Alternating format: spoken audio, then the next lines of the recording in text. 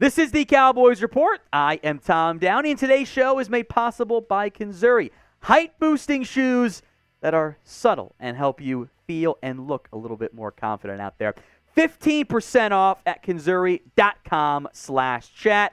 We'll go tell you more about them, I should say, later on in today's show as we go in-depth on 5 free agents who could start right now for the Dallas Cowboys. The Cowboys have, it's a rough estimate here, $20-ish million in salary cap. You can look at various sites. The numbers will be a little bit off, a little bit different, but it's all about the same in the end. And they have 2 open roster spots. Now, there are free agents who can help. Some is depth. Maybe Dallas adds a quarterback 4. Maybe Dallas adds a rotational corner since there are some injuries at that spot right now. Or maybe they add a starter, including but not limited to kicker.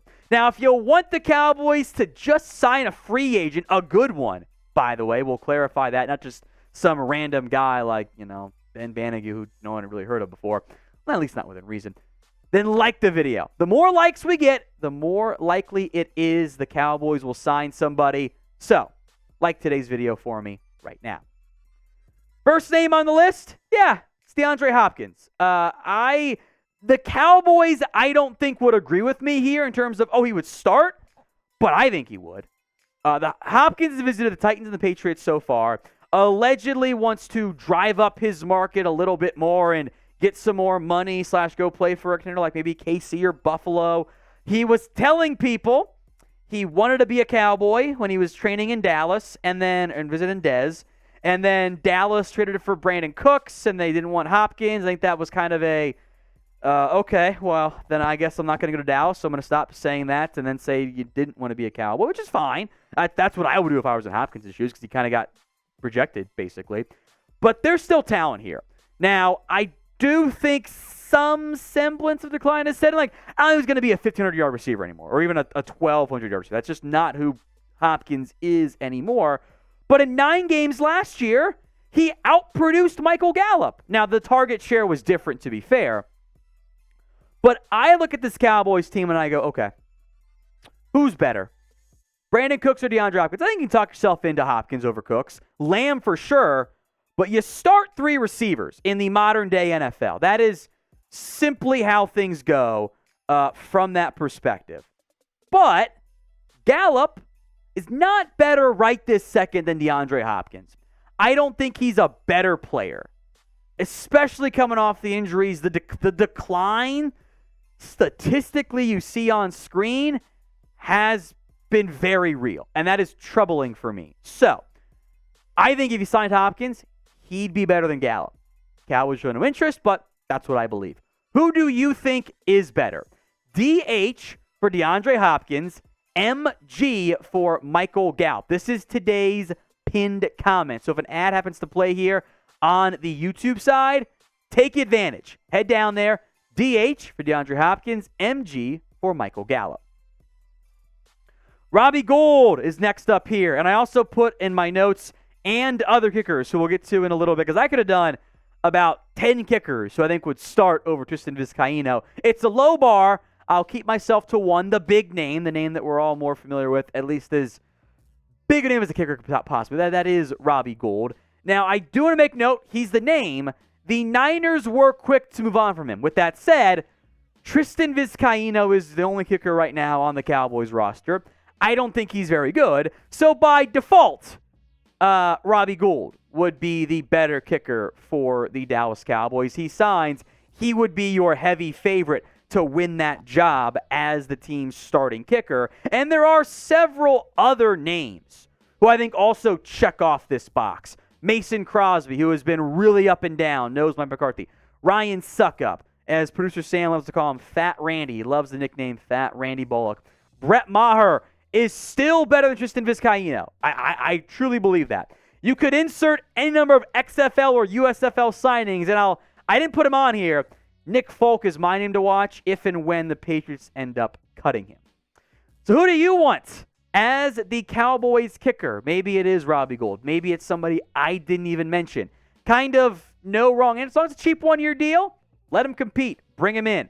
I have no complaints about that one. So drop that player name or names for me even in the comment section. Today's Cowboys Report is sponsored by Kinzuri. You ever wished you were a little taller out there, fellows? Maybe you matched on Tinder, but her profile says you must be over 6 feet. I know my boy Will Scott has had that issue in the past there. Maybe your date wants to wear heels, but she can't because it makes her a little bit taller than you, and that throws off the power dynamics. We got Short Kings covered with today's sponsor, Kinzuri. They make sure to add to 2.8 inches of height without anyone knowing. Girls get heels, makeup, push-up bras. Men can get a confidence boost as well. Kinzuri's shoes are not only height boosting, but also stylish and comfortable. They are not grandpa's ugly Velcro shoes, but fashionable shoes that get compliments even without the height increase. The height insoles are built into the shoes, making it the ultimate height hack. The dress shoes, by the way, perfect usage of Kinzuri. For a limited time, you guys get an extra 15% off your order at kinzuri.com/chat. The site is already up to 30% off. With our link, it's an additional 15. That's 45% off your entire order when you go to conzuri.com/chat. Life is short. You don't have to be. Level the playing field and update that dating profile to 6 feet. Kinzuri is a game changer when it comes to your dating life. Head over at kinzuri.com/chat. Links in the comment section and the description of today's show. All right, more free agents who could start. Dalton Risner. Now, is he one of your best 5 offensive linemen right this second? I don't know. Probably not. But your best 5, A, isn't healthy right now, right this second, and B, definitely won't be at some point during the season. Risner had been linked to Dallas speculatively, including by myself before the draft. Report out of Denver had said that there were 7 teams interested.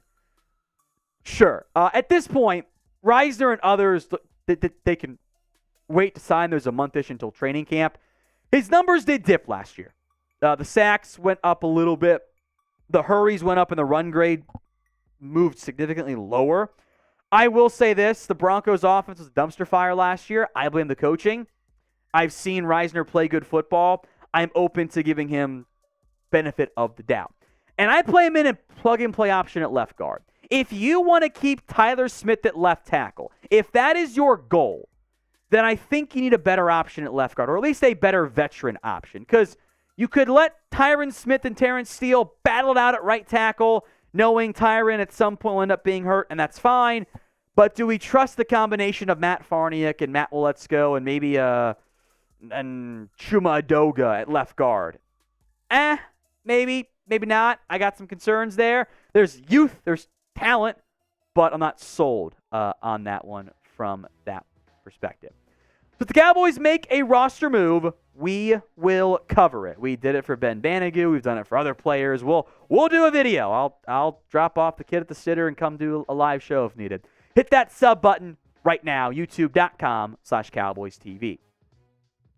The first 3 names for me were pretty obvious. The next 2, maybe not quite as crystal clear. But I know people know the name Myles Jack. He was cut by Pittsburgh in the offseason and kind of quiet his free agent market. There has not been much buzz on Myles Jack, in large part due to this.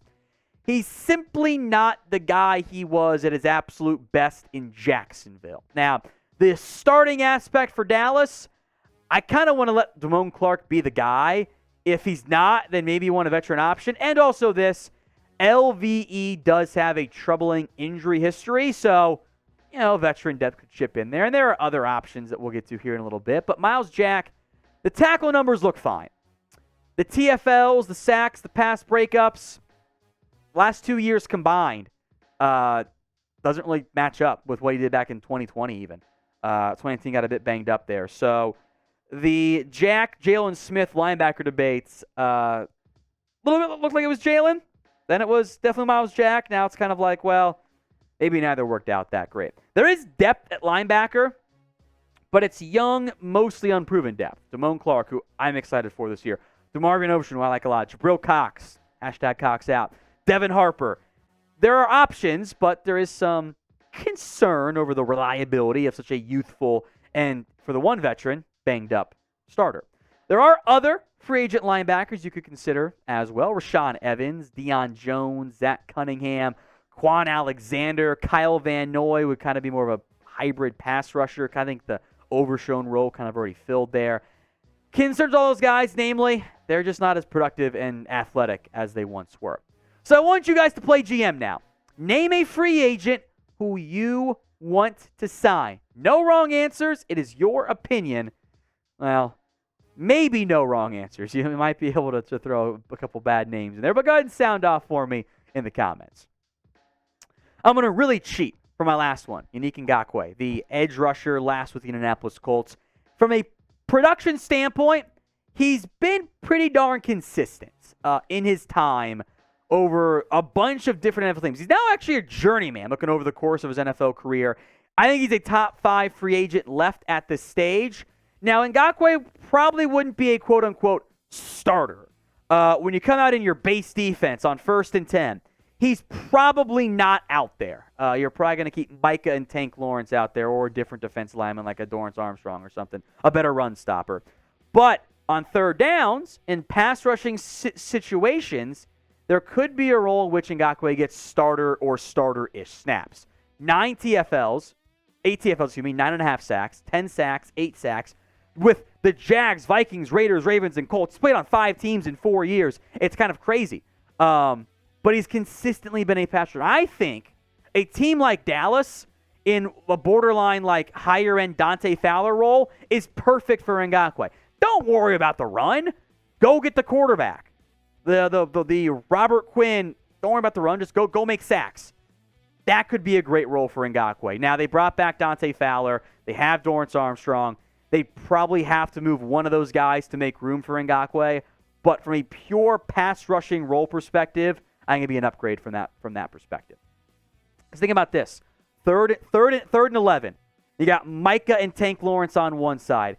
Osa and Ngakoue on the other. You can stunt Micah and Tank like Dan Quinn loves to do. That's a really fun pass rush borderline NASCAR grouping out there on defense. One name I did not include, Dalvin Cook, who is definitely one of the best available free agent targets for Dallas, but I don't think he'd start. I think Tony Pollard right now is a better football player than Dalvin Cook. He'd have a role, but it'd be a backup role. So I did not include Dalvin Cook on that top 5 list.